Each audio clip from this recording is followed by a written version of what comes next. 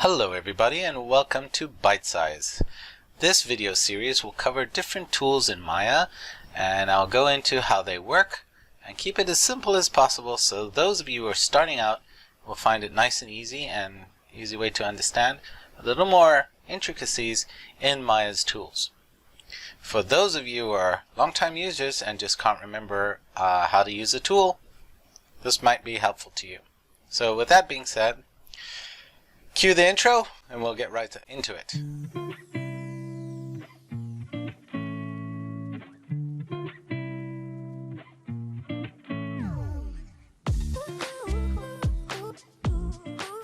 Alright, so we're going to look at Extrude and how to control it. So for those of you who are long-time users, this might not be for you, but for you who are just diving in and learning how to use the Extrude tool, let's have a look. So I'm going to create a cube and we are going to try and add some data. So to add data, we just need to choose an element. In this case, I'm going to choose a face or a component as it's called in Maya. And there's several ways that we can extrude. So number one, you're going to go to Edit Mesh, you're going to go down to Extrude, press the button, and you get this nice little widget here, and you can pull it out. The cool thing with this widget, this is one of Maya's cool widgets. If you press the blue circle, you can now twist it. If you press that blue circle, if you press any of the arrows, you can move along the arrows. And if you press this little thing here, then you go to global orientation, and then the pivot moves there. So you got quite a lot of control. So I'm just going to undo that. Alright. Next way we can do it is Control E is the shortcut, and you get that widget again, and you get this little swatch here that's going to give us some options. I'll cover that in a second. You undo that. The next way is to hold Shift, right click, and you get the tool again, and then you get the widget. So those are the three main ways that you can get to kind of a button. From Maya 19 though, you can do the following. You can hold down, go to the move tool, hold down Shift, and then you'll get this, when you hover over the manipulator, you'll get this little extrude, and you can extrude. The only problem with this kind of extrude, you don't get that little dial box where you can, finagle it. You just use the regular manipulators to change the extrude. So it has its pluses and minuses. Alright, let's look at that little widget. So I'm going to go Control E, so I get the little widget. I have thickness. Thickness is basically going to move the verts away from the nearest bivert by percentage. You could also see that over here it says pivot at 0.5. I don't know why it doesn't show.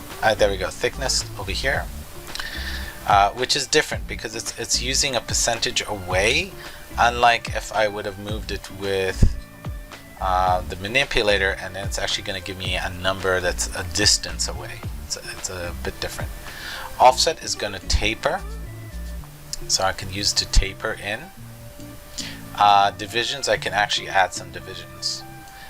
Keep faces together. Alright, so let's look at keep faces together because that's the next thing we want to do. So I'm just going to grab all these faces around like that. Another way to do that is just choose 1, 2, double click. It's going to choose the whole chain around.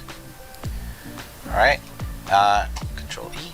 And if I go turn off keep faces together, when I pull this out, you'll see that we'll pull it out each one of these separately than if it was together, which will do something like this, which is sometimes what you want. Let's say it's a base of a pillar, so you want to do something like that, and then extrude out, and then we want to extrude out this way, and then I want to do that around, and extrude out again.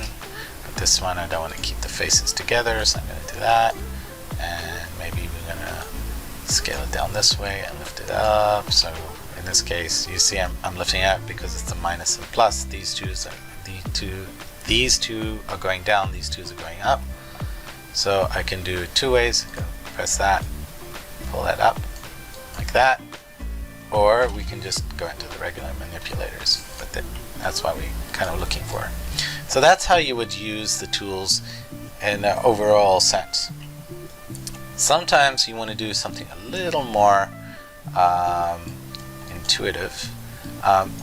Sometimes you want to change something post fact. So if you choose the object in object mode, which means everything's green, you can see over here all of your construction history, and you can see all extrudes you've made.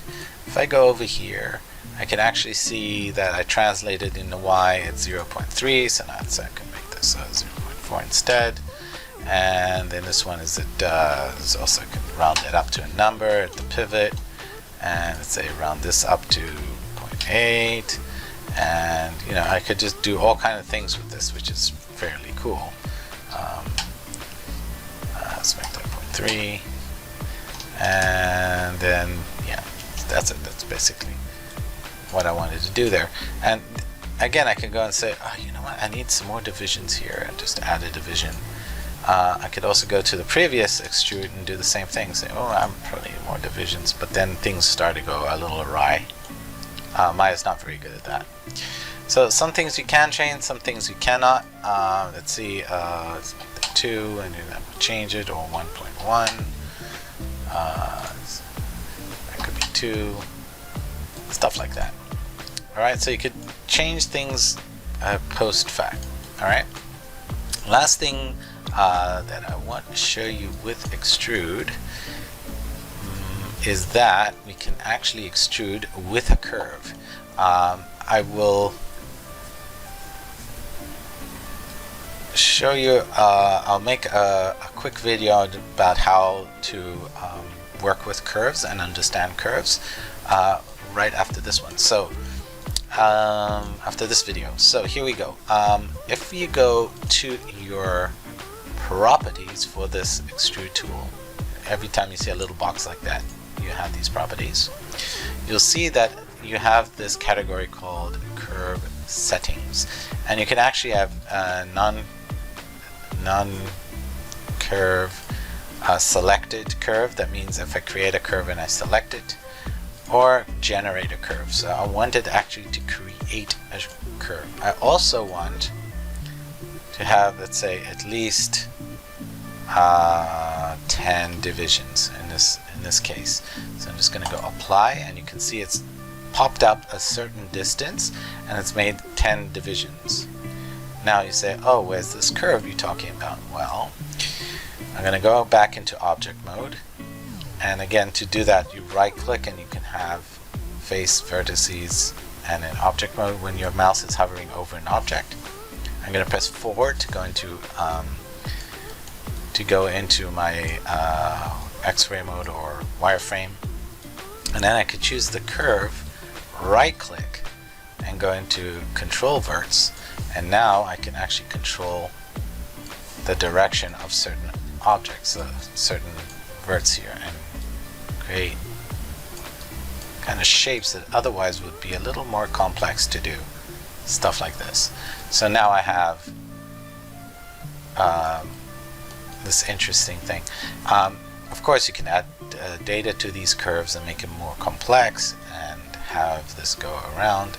The cool thing is that because it's along a curve, if I go here to the extrude 5, go all the way down, now I could use the taper, I could use the twist as well. So these are kind of options that belong to the curve, and they're there, and of course you can add more divisions. Yeah, and that would be that. And with that, I'm going to wrap this up. I will do a video on curves coming up next, and I'm going to just go into the fundamentals of curves. If that's something you're interested in, let me know in the comments below. Please comment, subscribe, follow me on the social medias if you find it. The more you guys talk to me and let me know what kind of videos you want to see, where does the video work and doesn't work, I can make things better for you guys. So let me know. With that, signing off. Bye-bye.